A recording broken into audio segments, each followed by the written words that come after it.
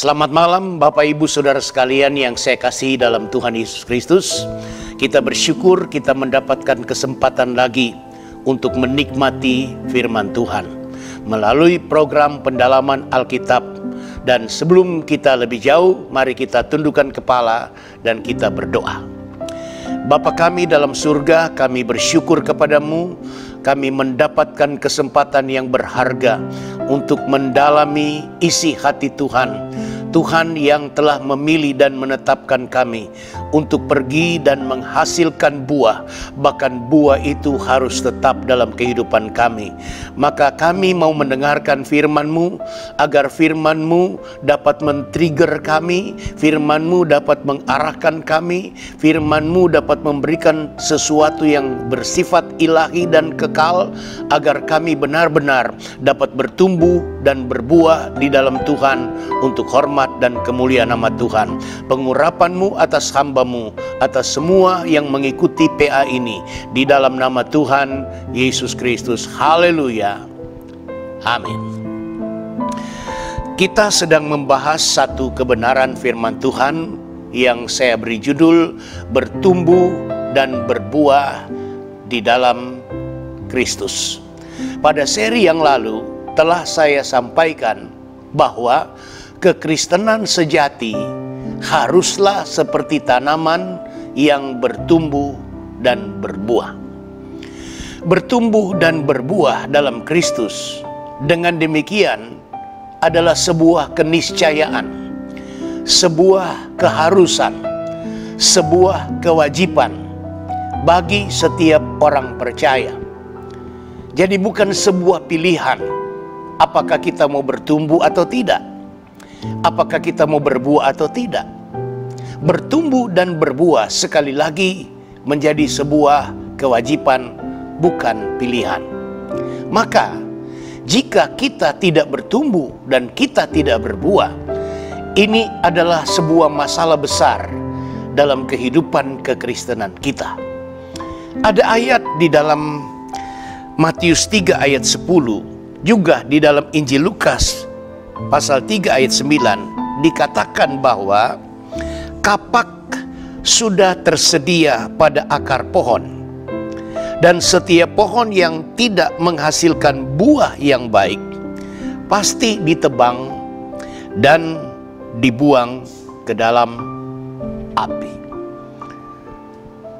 Pernyataan ini bukan untuk sebuah pohon, tapi untuk sebuah pohon kehidupan orang percaya, untuk saudara dan saya.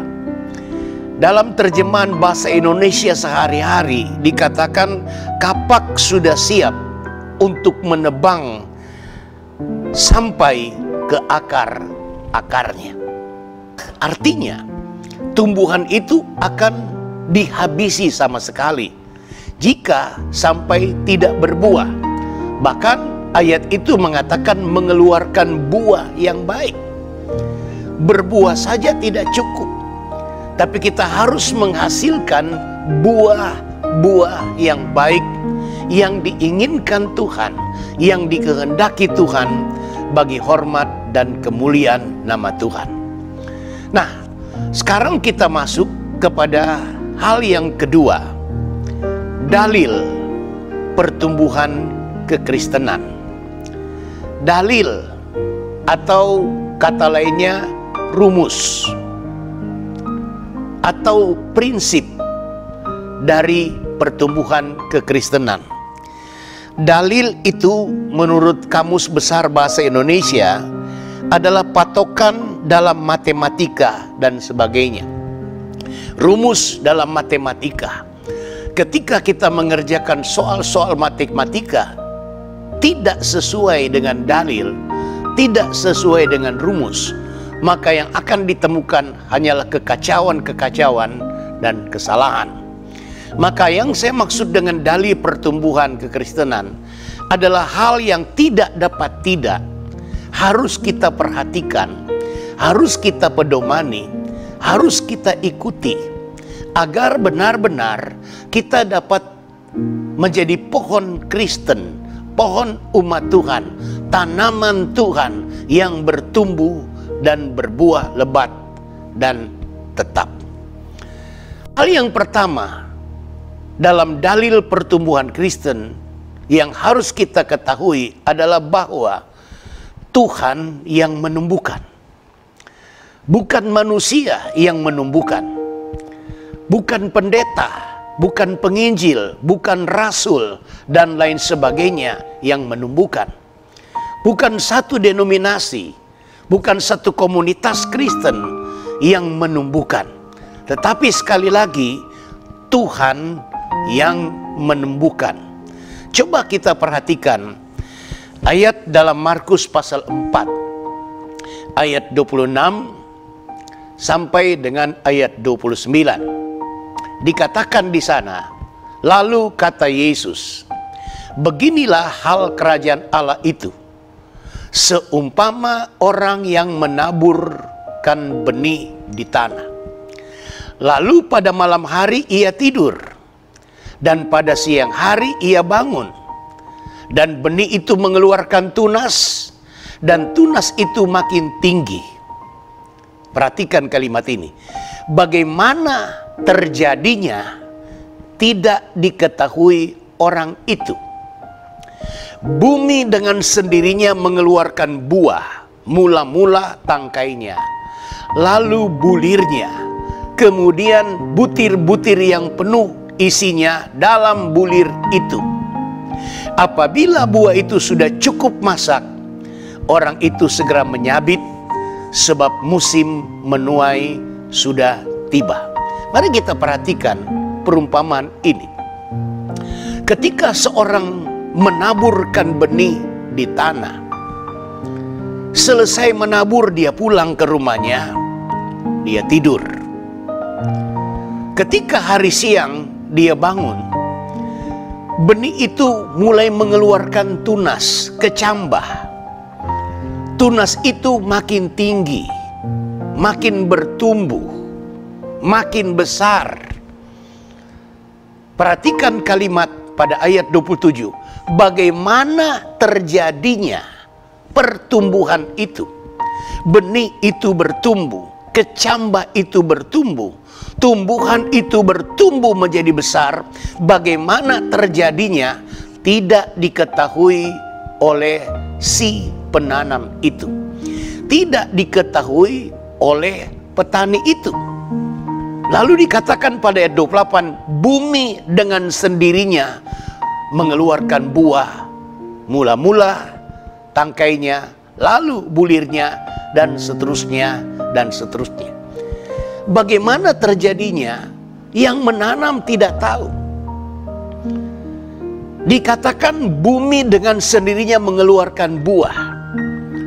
Sebetulnya ini dari sudut pandang si penanam. Setelah dia tanam, dia pulang, dia tidur, dia bangun, dan ada pertumbuhan. Dia tidak tahu bagaimana terjadinya pertumbuhan itu. Katanya bumi dengan sendirinya. Yang dimaksud dengan bumi dengan sendirinya memberikan pertumbuhan, artinya bukan orang yang menanam itu yang memberi pertumbuhan. Bumi dengan sendirinya memberikan pertumbuhan dan perkembangan. Itu menunjuk kepada ada satu yang bekerja. Ada satu yang membuat tumbuhan itu bertumbuh. Dan dia adalah Tuhan. Jadi prinsip pertumbuhan kekristenan bukan pendeta, bukan orang-orang spesial yang mungkin kita agung-agungkan dan bangga-banggakan. Juga bukan gereja, bukan denominasi, tetapi Tuhan yang menumbuhkan. Jika hal ini kita langgar, maka kita mungkin merasa kita bertumbuh, tapi kita tidak bertumbuh seperti yang Tuhan inginkan. Izinkan Tuhan bekerja. Biarkan Tuhan bekerja. Karena pertumbuhan itu nomor satu ditentukan oleh Tuhan. Perumpamaan dalam Yohanes 15. Coba kita baca Yohanes pasal 15. Akulah pokok anggur yang benar, dan Bapakulah pengusahanya. Setiap ranting padaku yang tidak berbuah dipotongnya, dan setiap ranting yang berbuah dibersihkannya, supaya ia lebih banyak berbuah. Saudara perhatikan ayat 1.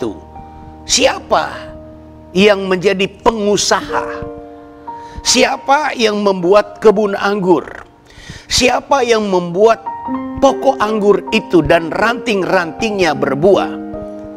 Akulah pokok anggur yang benar, kata Yesus. Bapakulah pengusahanya. Jadi pertumbuhan sebuah pokok anggur itu karena ada yang mengusahakannya. Di belakang layar, tanpa kita lihat dengan mata kita sendiri, Allah bekerja, Tuhan bekerja. Maka kita perlu menyerahkan hidup kita sepenuhnya kepada Tuhan.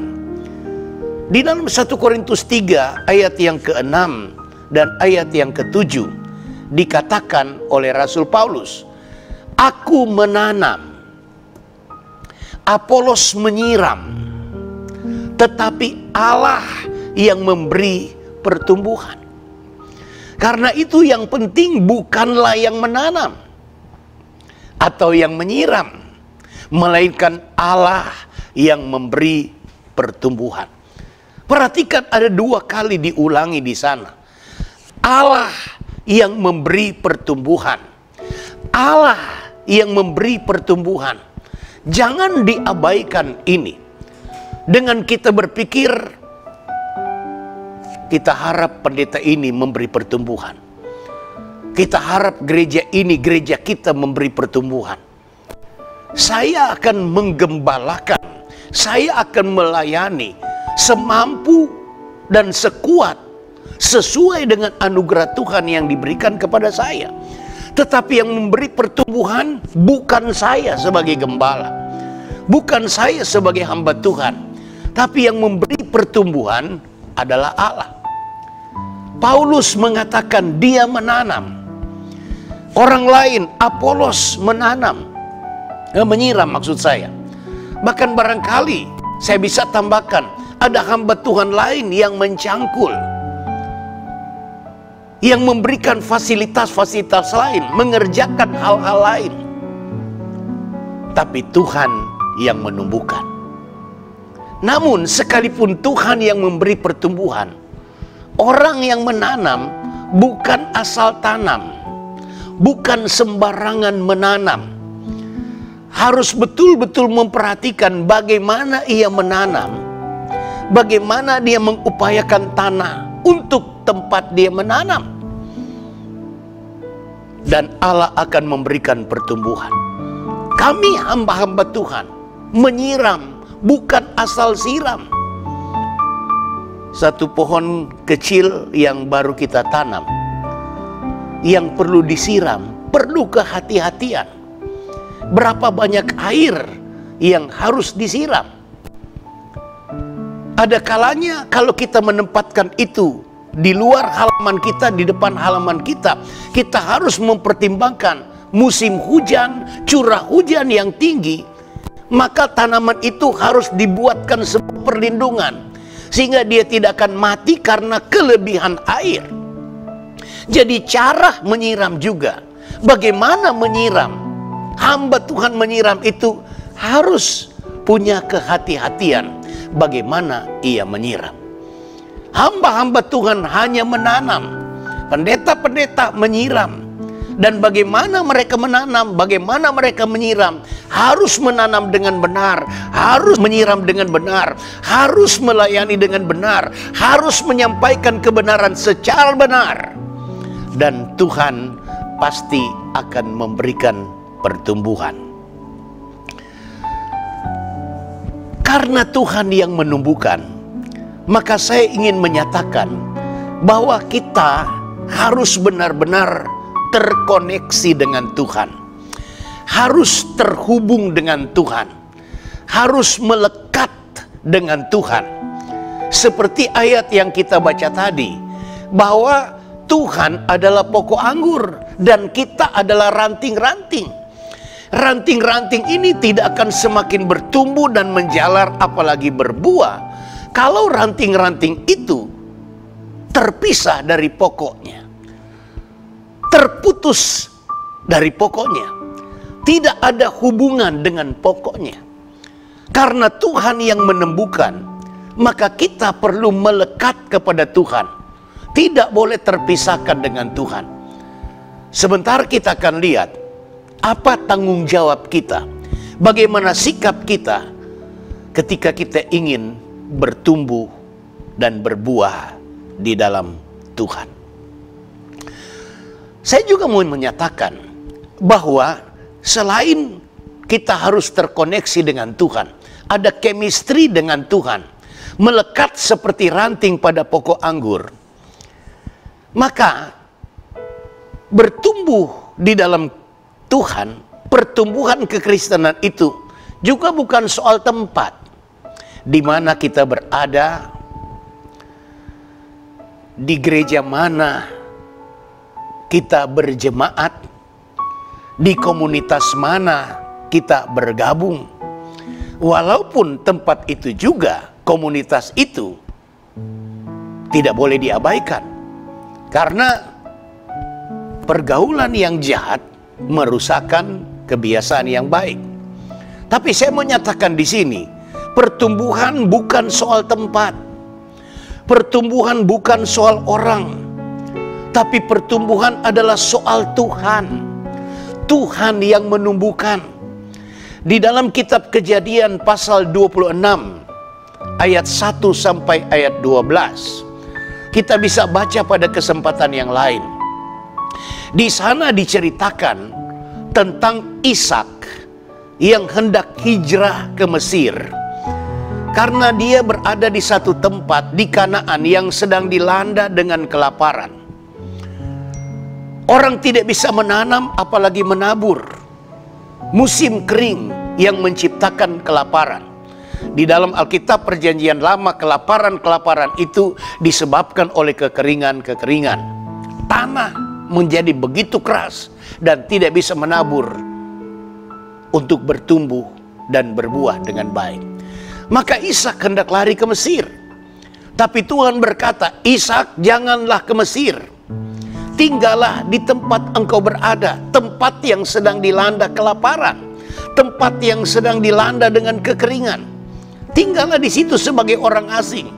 Karena aku telah bersumpah kepada ayahmu Abraham akan menyertai engkau, memberkati engkau, membuat engkau berhasil. Demikian juga aku akan buat kepadamu. Maka tinggallah Ishak di Gerar. Selanjutnya kita baca pada ayat 12. Menaburlah Ishak. Dan pada tahun itu juga, tahun kering, di tempat yang kering, di tempat yang orang lain menanam dan tidak bisa bertumbuh, orang lain tidak bisa menuai, tapi dikatakan bahwa Ishak menuai 100 kali lipat. Bukan 100%, bukan 2 kali lipat, bukan 10 kali lipat, 100 kali lipat. Mengapa? Karena Tuhan memberkati dia. Tuhan memberkati apa yang dia tanam. Tuhan memberkati apa yang dia siram. Tuhan membuat ada pertumbuhan yang luar biasa, di luar dugaan. Orang lain tidak bisa menuai, Ishak menuai 100 kali lipat. Sebab Tuhan memberkati dia. Tuhan memberkati usahanya. Tuhan memberkati apa yang dia tabur. Dengan cara apa?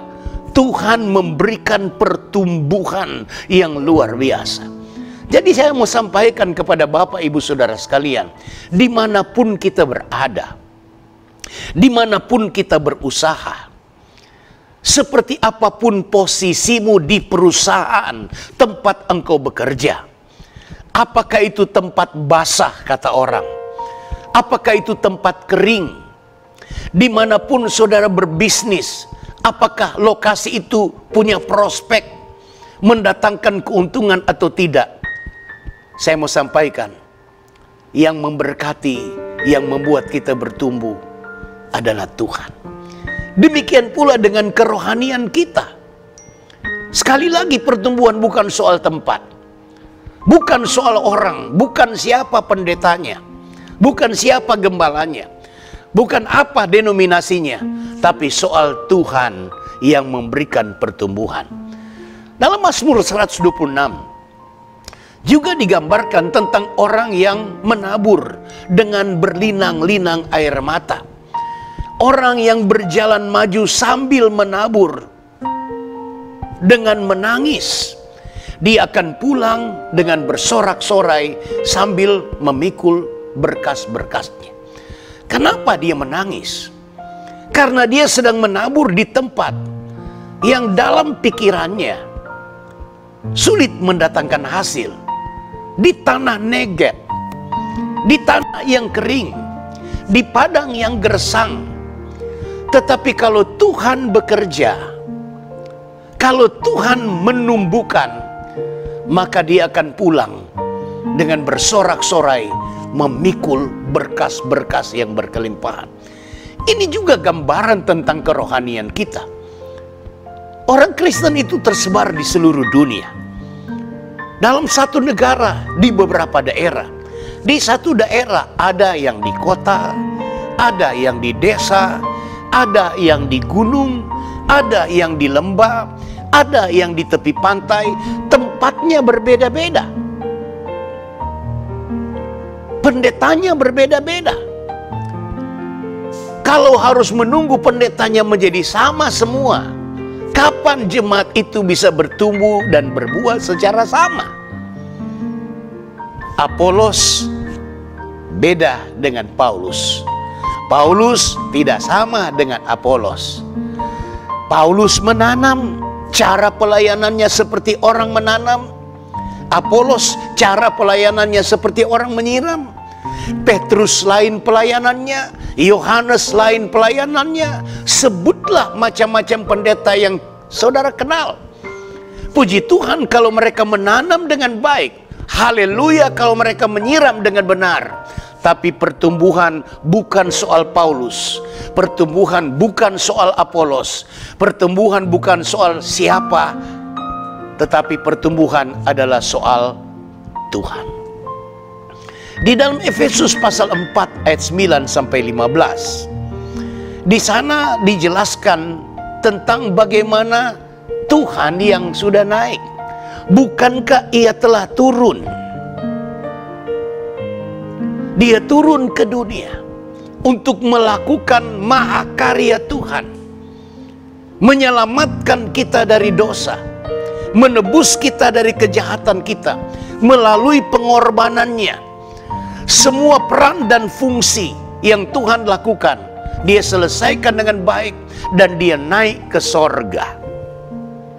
Setelah Dia naik ke sorga, Dia memberikan 5 jabatan.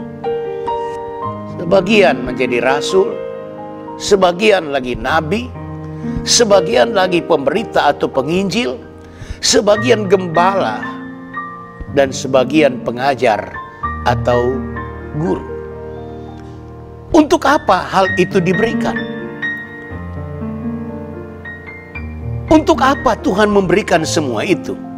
Coba kita baca Efesus pasal 4. Ayat 9. Bukankah Ia telah naik, berarti bahwa Ia juga telah turun ke bagian bumi yang paling bawah? Ia yang telah turun, Ia juga yang telah naik jauh lebih tinggi daripada semua langit untuk memenuhkan segala sesuatu.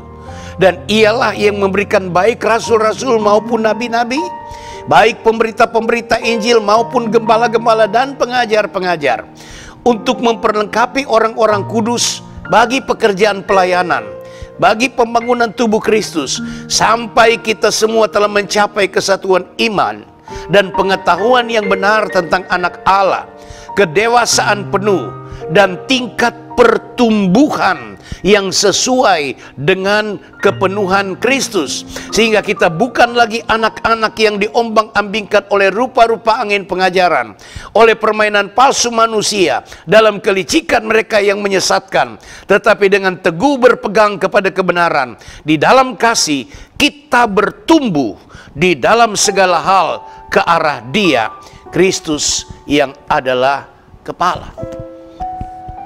Tuhan mengangkat orang-orang dengan jawatan, dengan jenis, dengan karakteristik pelayanan rasul, nabi, penginjil, gembala, dan guru. Siapa mereka? Kita tidak tahu.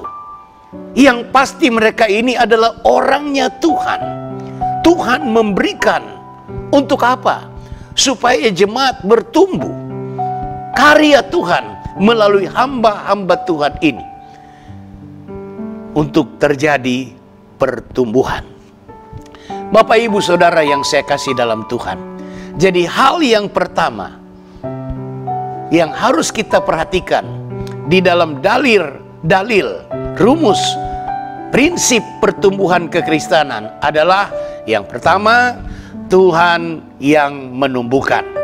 Percayalah Tuhan tidak diam. Percayalah Tuhan memperhatikan. Percayalah di balik pelayanan hamba-hamba Tuhan, Tuhan sedang bekerja. Percayalah kita tidur, Tuhan sedang bekerja. Kita bangun, Tuhan melakukan pekerjaannya. Namun demikian, bukan berarti kita dibebaskan dari tanggung jawab. Maka, mari kita lihat hal yang kedua. Dalam prinsip pertumbuhan, pertama Tuhan yang menumbuhkan. Yang kedua, bagaimana sikap hati kita terhadap Tuhan? Bagaimana sikap hati kita terhadap firman Tuhan? Di atas tadi saya sudah menyebut bahwa kita harus terkoneksi dengan Tuhan. Tapi selain itu, saya ingin menegaskan atas nama firman Tuhan, kita juga harus memiliki sikap hati. Sikap hati yang benar tentu saja kepada Tuhan. Sikap hati yang benar terhadap firman Tuhan. Bagaimana kita menanggapi firman Tuhan? Bagaimana kita meresponi firman Tuhan? Bagaimana kita menyikapi firman Tuhan yang datang kepada kita? Firman Tuhan itu bukan sekedar pelengkap liturgi dari sebuah kebaktian Kristen. Firman Tuhan itu bukan sekedar untuk menyenangkan, mengenakkan telinga para pendengar, tetapi ada tujuan supaya kita bertumbuh, supaya kekristenan kita bertumbuh.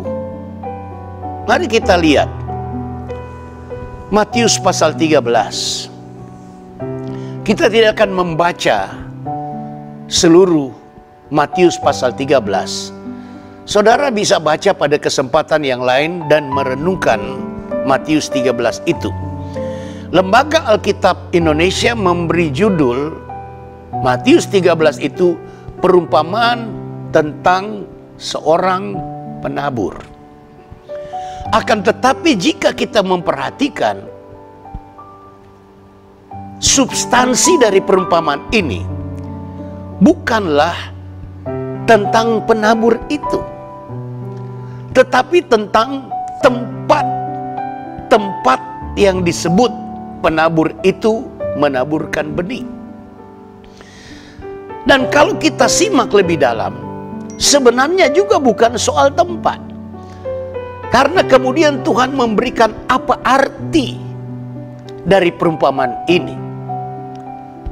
Sejatinya perumpamaan ini adalah tentang 4 jenis tanah, yang artinya ada 4 jenis sikap hati manusia terhadap firman Tuhan. Sikap hati yang pertama adalah sikap hati seperti tanah yang di tepi jalan. Tanah di tepi jalan adalah tanah yang tidak diolah untuk ditaburkan benih. Jangan salah mengerti, lalu kita menyalahkan sang penabur, karena yang dibicarakan di sini bukan sang penabur, tapi sebuah perumpamaan gambaran tentang sikap hati manusia.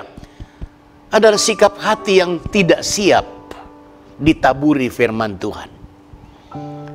Ketika ditaburi firman Tuhan, taburan itu tidak tertanam karena tanahnya tidak siap untuk ditanami. Maka datanglah burung-burung mengambil benih itu, sehingga tidak bertumbuh, lalu tidak berbuah.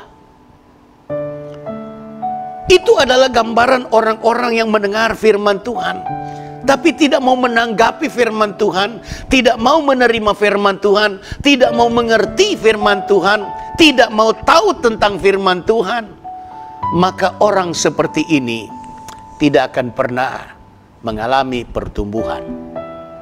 Sikap hati yang kedua, nanti saudara lebih dalam lagi membacanya di rumah, adalah sikap hati yang digambarkan dengan tanah yang berbatu. Tanah yang sebetulnya kalau mau ditanami, batu-batu itu harus disingkirkan, supaya ketika benih ditabur, akarnya kemudian terus merambat semakin dalam. Tetapi karena ada batu-batu, maka benih ditabur langsung bertumbuh. Tapi ketika terkena sinar matahari, layulah dia, sebab tidak berakar. Ini adalah sikap hati orang yang ketika mendengarkan firman Tuhan sangat responsif, ada sukacita, menyambut dengan gembira taburan firman Tuhan. Tetapi karena ada batu-batu, ada hal-hal yang keras dalam kehidupannya, ada hal-hal yang tidak memungkinkan benih itu berakar. Ketika datang pencobaan, layulah dia. Ketika datang masalah, ada yang kemudian menyalahkan Tuhan. Dan orang Kristen seperti ini adalah orang Kristen yang tidak akan pernah bertumbuh, apalagi berbuah lebat. Yang ketiga adalah tanah yang penuh dengan semak belukar, tidak diolah secara khusus untuk ditaburi, tapi kemudian ditaburi di sana. Sekali lagi bukan soal penabur, tetapi soal gambaran tanah, sikap hati orang yang satu hati di sisi lain kepada Tuhan, di sisi lain khawatir akan keadaan dunia, di sisi lain dia cinta akan dunia, mendua hati. Maka firman Tuhan yang disampaikan akan bertumbuh. Tapi ketika dia bertumbuh, dililit dengan semak duri, dengan kekhawatiran dunia, dengan percintaan dunia, dengan hal-hal duniawi, maka pertumbuhannya menjadi sangat kerdil dan kemudian mati. Tidak bisa disangkal karena kita ada di dalam dunia. Pengaruh dunia memang akan menerpa kita. Daya tarik dunia terkadang sangat mempesona. Tapi biarlah Tuhan dan firman Tuhan yang mempesona hati kita, yang mempengaruhi hidup kita. Kalau kita serahkan hidup kita sepenuhnya kepada Tuhan, kita tidak perlu khawatir dengan keadaan dunia. Kalau kita serahkan hidup sepenuhnya kepada Tuhan, kita tidak akan pernah ditaklukkan oleh daya tarik dunia. Maka kita harus menjadi tanah yang keempat, yaitu tanah yang baik. Bukan seperti tanah di tepi jalan, bukan seperti tanah yang berbatu-batu, bukan seperti tanah yang penuh semak duri, tapi tanah yang siap ditanami, tanah yang siap ditaburi. Ketika firman Tuhan ditaburkan, maka benih itu akan bertumbuh, berbuah.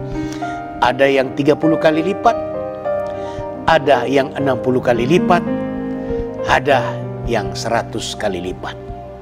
Ada orang yang menafsirkan kita harus menjadi yang 100 kali lipat, bukan 30 kali lipat. Tetapi menurut saya, kalau kita menanam, menabur di satu ladang gandum misalnya, tentu saja ada gandum yang 100%,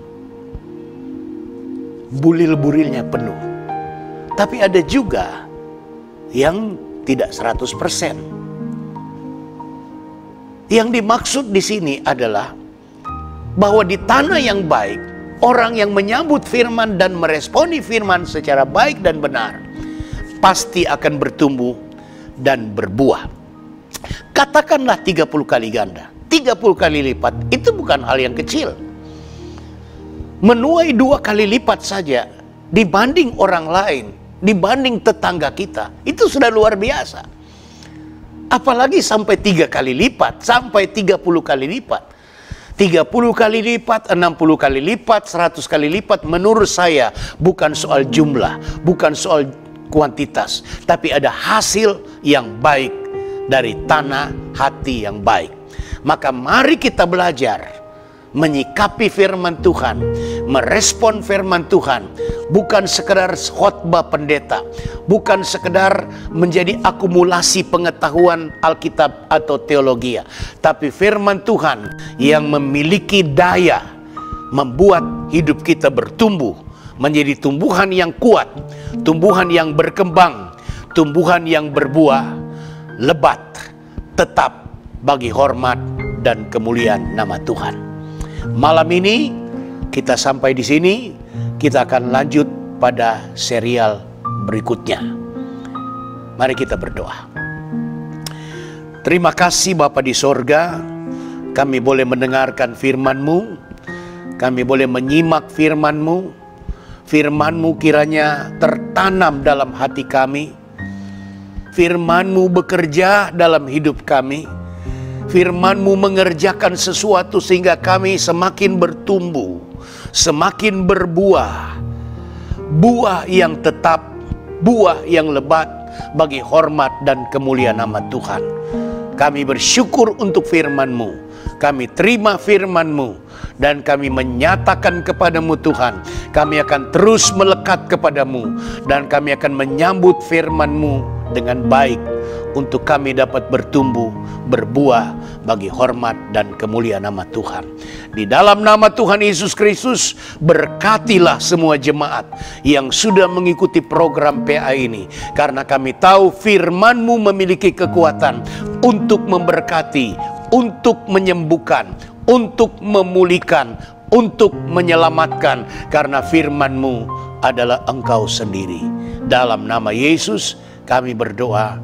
Haleluya. Amin. Selamat malam. Tuhan Yesus memberkati kita semua. Puji Tuhan.